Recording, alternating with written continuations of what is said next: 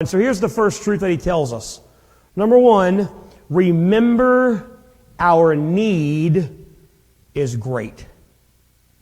Whenever we observe the Lord's Supper, it reminds us of the incredible need that we had. Back in verse number 24 and 25, how many of you have a red letter Bible? Okay. Are those letters in red? You know what that means? These are Jesus' words.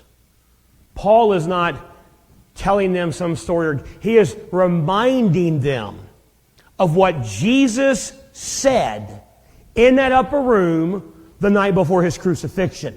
And he tells his disciples, he tells his apostles, this bread, it shows how my body was beaten and broken for you. Then he takes the glass of wine, what represents the blood that I am going to shed for you. And it's important he says for you, because in the Greek it means instead of you. He says, I'm going to let my body be broken so yours doesn't have to be.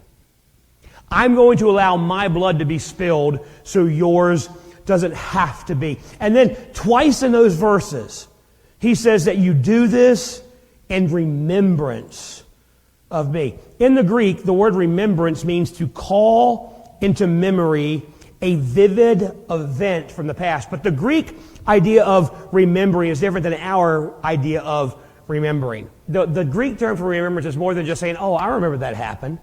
It's to focus on not just the event, but what the event did in your life. How the event changed you. And so every time we observe the Lord's Supper, we are to focus on the death, burial, and resurrection of Jesus, and focus on not just that it happened, but what it did for us. How it changed us. How it altered who we are. We are to consider the debt that we owed, that Christ paid through His broken body and His shed blood. We are to call back to mind the humiliation, the pain, the struggle that He endured.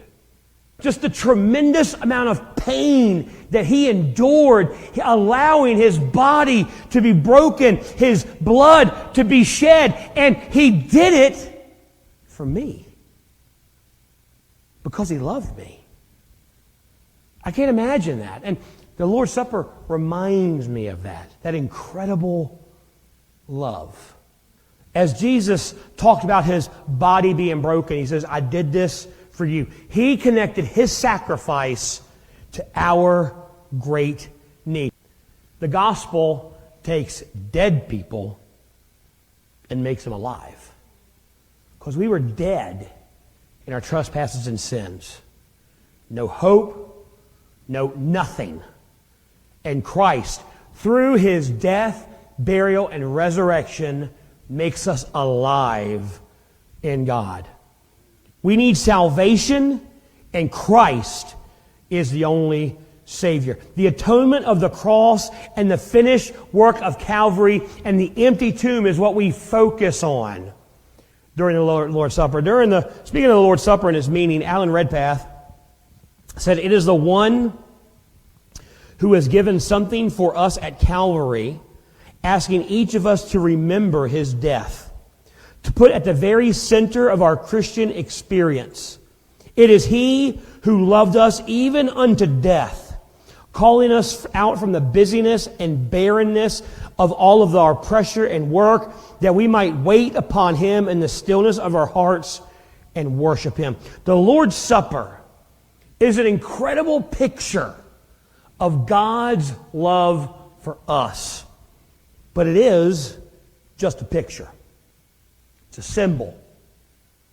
You know, Jesus, during His ministry, He often taught using parables and figurative language. He called Himself the door.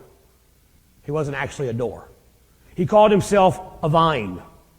Not actually a vine. He called Himself the bread of life. Not actually bread. He used these symbols to show us a spiritual truth. And so the bread and the juice, they do not become the body and the blood of Jesus.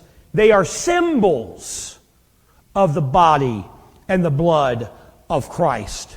The bread reminds us that His body was broken for us, that He allowed Himself to be brutally beaten for us. It reminds us that the cup also reminds us that God left heaven. He put on humanity, lived a perfect, sinless life, and suffered so we wouldn't have to. He absorbed the wrath of God for us through His broken body and His shed blood. The fact that God took on flesh and dwelt among us should really move us. So as we observe the Lord's Supper, we remember His broken body.